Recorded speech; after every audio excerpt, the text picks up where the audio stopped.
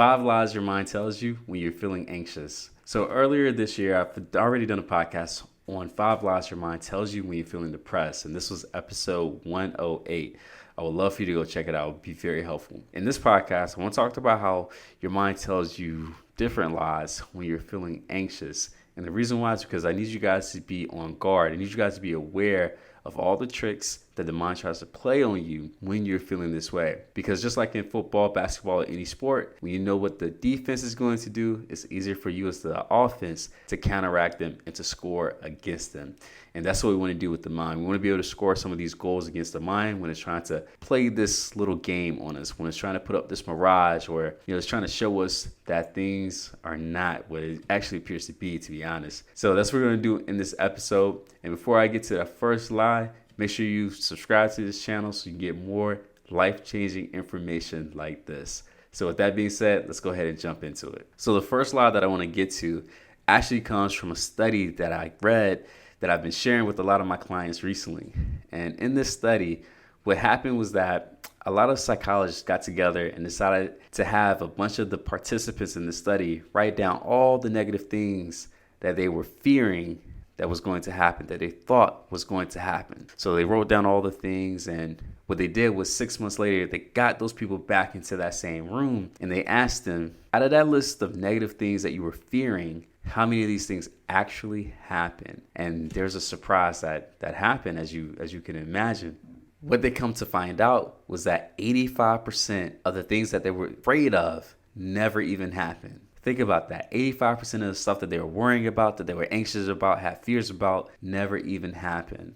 And I was like, whoa, like you got to rewind that back. Like, are you telling me that there's a chance that 85% of the things that I am personally worried about today won't even happen? Meaning that only 15% of these things that I'm worried about could happen? Like, if I believe that, then right there, I would have a lot of confidence. My confidence would shoot through the roof, right? And I thought what was even great about this study was that when they found out that 15% of the things that did happen, they asked them, do you feel that you were capable, that you had it within you to handle that last 15%? So again, if they wrote down 100 things that they were afraid of, 85% of those things didn't happen, but that last 15% of those things that they were afraid of, it did happen. And what the psychologist asked them was, when it comes to that 15%, right, those 15 things that did happen, do you feel that you had it within you to handle those things? And 79% of them said yes. So when you add up those numbers, right, 85% of the stuff didn't happen, and then out of that last 15%, 79% of they were able to handle, it came out to being that 97% of the stuff that they all worried about, they were able to overcome it. Whether it was because it never happened or because that it did happen and they had the strength, the tools, and even the resources to overcome these things. So why am I saying this? Right? What I'm trying to tell you is that 97% of the things that you're worried about, you actually have it within you to overcome it. And that right there leads me to the first point that I want to make. The first point, or the first lie that anxiety tells you, is that something bad will happen and that you won't be able to overcome it, that you won't be able to recover from it. That is probably one of the biggest lies that the mind tells you. And once you realize that is a lie, your confidence will shoot through the roof. This is why I love asking my clients, if you knew you couldn't fail, what would you start to do next? Because there's a 97% chance that you'll be able to handle whatever comes down your way as you're focused on this goal, as you're going down this path of success. That is a lot of confidence. That gives me a lot of confidence. Even in the podcast I did earlier, I talked about how when you have a coach, when you have goals that are written down and you have action steps with those goals, you're actually 76% likely to accomplish those goals versus only 33% chance likely to accomplish them if you don't have goals written and if you don't have a coach, right? Think about what I'm saying. If you realize these two things, it should tell you that all the things that you want in life is in arm's grasp. It's right there. You're able to attain these things. But the mind, it will lie to you and tell you that something bad will happen and that you would never be able to overcome it. And that is the first lie that I want you guys to realize. So again, what I'm trying to say is that 97% of the stuff that you're worried about, you have it within you to overcome it. So trust that, and you should be able to identify what path you should be going down and not the path that your mind is telling you is right for you. Lie number 2 that your mind tells you when you're feeling anxious is that you have to get rid of your anxiety first before you can take this next step. Again, Huge lie, big lie. And the reason why is because anxiety can actually be seen as those little jet boosters that you see behind a rocket as it's shooting up into the sky. Anxiety has a lot of power. It has the power to motivate you. And there's a good chance right now your anxiety of not being able to pay your mortgage, not being able to pay your rent, being fired from your job, or going bankrupt in your business, there's a good chance that that anxiety is what gets you up in the morning. It what makes you make sure that your performance is on par. These are the things that anxiety can actually do for you that is good. But anxiety will make you think that you have to get rid of them. And actually, anxiety is actually good for you. It's healthy for you. And this leads me to a study that I love sharing with my clients whenever I'm talking about confidence and anxiety, which is Yerkes and Dotson's law. So you can Google this, and I really hope that you do. But when you Google Yerkes and Dotson's law, what you will see is that there's this bell chart that describes our anxiety in relation to our performance. And what you start to see is that as your anxiety increases, so does your performance. Now, what we want to be careful is that we don't want to have so much anxiety that we can't focus, that it rocks us and we're not able to put our best foot forward. Because when that happens, your performance starts to decrease. And that's where this bell chart comes from. So at the beginning, when there's no anxiety, there's no fear, right? So nothing to lose. Your performance tends to be pretty low. And the reason why is because you have nothing to lose. But when you start to get a little bit more anxiety, so this is the power of deadlines. When those deadlines start to creep up on you, you start to go, I should probably start to take action towards these goals. I should probably get that first step completed now before I have to sweat about it later. This is what deadlines do for it. This is what anxiety does for us. And this is why I said anxiety is kind of like that rocket packet that's on the back of every spaceship, if you will. So the lie here is that you have to get rid of anxiety before you can take your next step. When you get rid of your anxiety, you're actually getting rid of your superpower. Anxiety is the thing that's actually going to push you, motivate you to take an action. So don't get rid of it, embrace it. Lie number 3 that your mind tells you when it comes to your anxiety is that if you obey me, right? So this is your mind talking. So your mind tells you that if you obey me, your anxiety will go away. And here's the thing, your mind isn't lying. But the thing is that your anxiety only goes away temporarily. A lot of people tend to avoid tough things because they know that they'll get that instant relief if they decide not to speak on stage, not to start that business, not to go across the bar and talk to that cute guy or cute girl and try to get their number. Anxiety knows that if I can convince you not to go and do that thing, you will feel relief. And that's what the mind is searching for. It is searching for safety. It's not searching for pleasure or comfort or anything like that, right? It's searching for safety. And that's what the mind is trying to get you to do. It's trying to get you to find the best route to keep you safe. And that's not what you want. You want to feel fulfilled. You want to be happy. You want to be able to access your dreams that you have on your dream board, right? But you can only do that when you disobey your mind. And this is something that we have to keep in mind. The mind, it's not always going to be our best friend. It's not always going to be our best guide. This is why we have to learn to step outside of our mind. And to do that, start to acknowledge your mind. Give your mind an identity. Give it a name, which is something I tell a lot of my clients to do. Because when your mind has its name, when your mind has its own identity, you can then decide, do you want to obey or disobey what the mind is trying to tell you? So this lie here, he's kind of lying. The thing is that when he tells you that your anxiety go away, it's just that it'll go away temporarily. Because the thing that happens is that anxiety actually exacerbates the next time it comes around. This is where I've seen clients who have avoided things that have feared them, that gives them a little bit of anxiety. I've seen them avoid them. And what happens is that there's this waterfall, this avalanche of anxiety that comes the next time around that they're faced with this obstacle, challenge, or action that they want to take. So in order to cut that, in order to get the rewards that we're looking for, we have to go for the delayed gratification, meaning that we have to embrace the fear, the anxiety now, right? And then the peace and the comfort and all that stuff will come later. It will come after you accomplish the goal, right? And this is where some of the excitement and motivation comes when we're going through the goal attainment process, if you will. So the lie here is, if you obey me, your anxiety will go away. That is a lie. The anxiety, it will hide itself for a little while, but it's going to come back with a vengeance. Trust me. Lie number 4 that your mind tells you when it comes to your anxiety is that your anxiety is actually your enemy.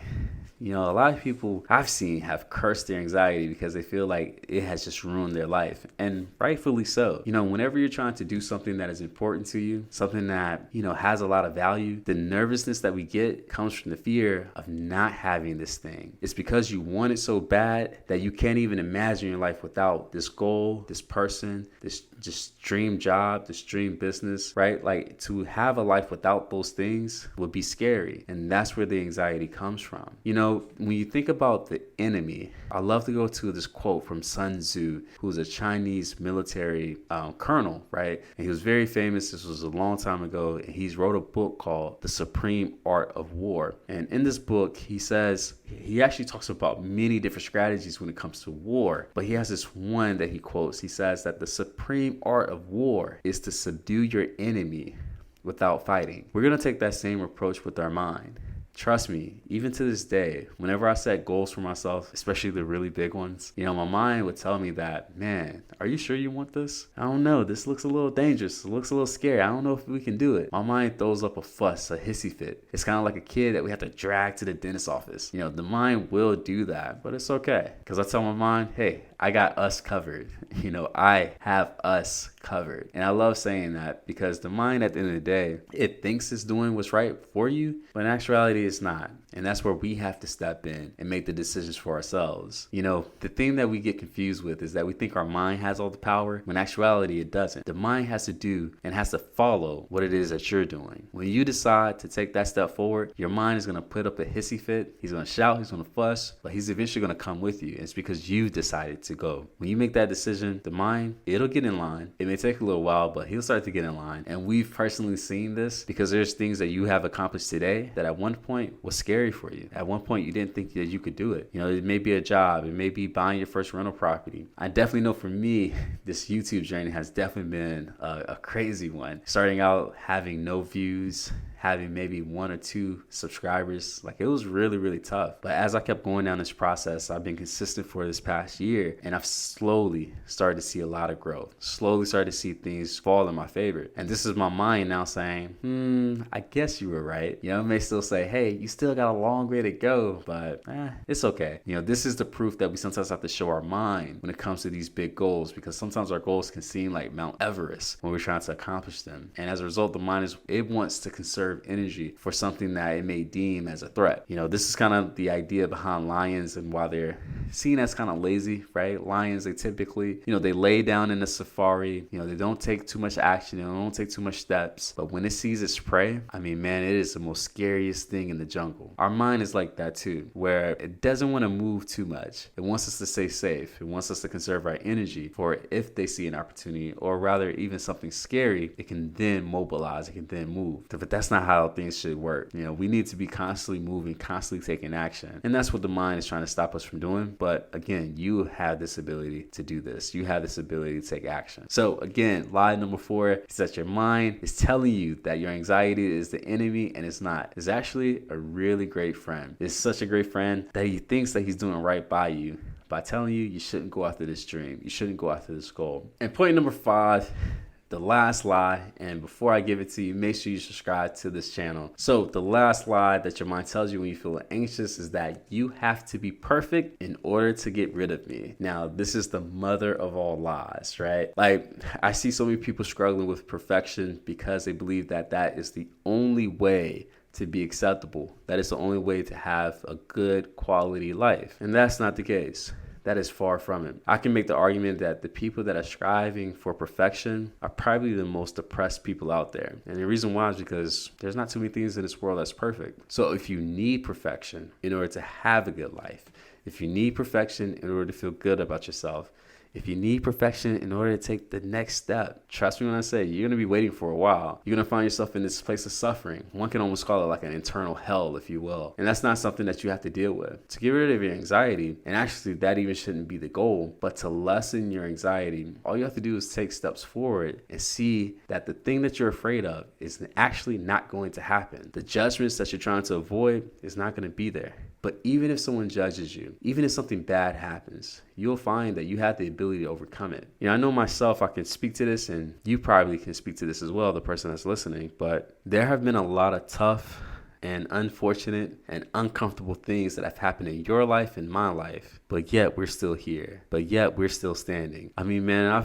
I've gone through some embarrassing moments in my life, and yet I'm still able to stand here in front of you and tell you that I still feel good about myself. I still feel that I'm a worthy individual, someone that is worthy to chase all their goals, someone that is worthy to be here and to be acknowledged, someone that is worthy to be on this earth. And that is something that helps me to get through sometimes the discomfort and, let's just say, some of the failures that I may go through. Even through those failures, even through the discomfort, I'm worthy and so are you. You know, perfection, it is by far one of the backlashes, one of the dark sides of social media. You know, I can make the argument that the world wasn't created for everyone to be in touch or in contact with every single person. You know, like social media has created a way for everybody to see what everybody is doing. And we have this ability to put up the highlight reels, put up a facade if that is the case, and show people that, hey, everything on our side is fine when really they're not. And that's not to say that that's bad. You know, I actually had a friend of mine, they reached out to me on social media and we were talking because we both recently had kids, and I remember them making a comment. They said, wow, you just look so happy. And I was like, I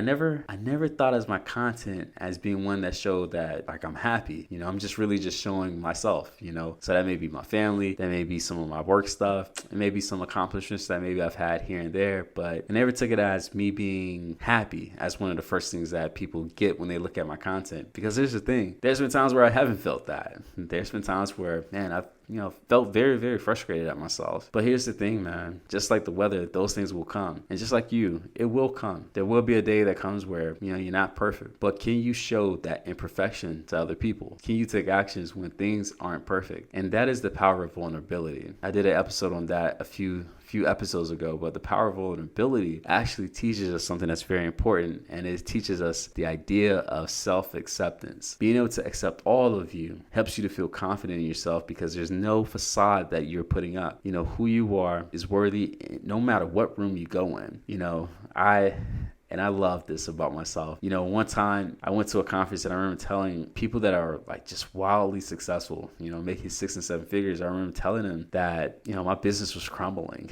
and this was a few years ago. But I remember telling them that my business was crumbling, and I remember how receptive they were because every one of them told me that they've been through that similar journey. And what that did for me was that it allowed me to not focus so much on the fact that at this moment it was crumbling, and it allowed me to focus on what I needed to do to take it to a place where it was successful. So that is a big lie, guys. You don't need to be perfect in order to get rid of your anxiety. All you need to do is just take an action, just take a step forward, honestly, and you start to see that the thing that you were worried about wasn't even there. It wasn't even a thing that happened. So with that being said, I'm gonna review these 5 lies that your mind tells you when you're feeling anxious. And again, make sure you subscribe to this channel. So the first lie is that something bad will happen. That is a big lie that your mind tells you. And as I told you, there was a study that showed that 85% of things we worry about never even happen. Lie number 2 is that you have to get rid of me first. So this is your mind talking. You have to get rid of me first before you can take your next step, right? And what I mean by your mind, I mean the anxiety,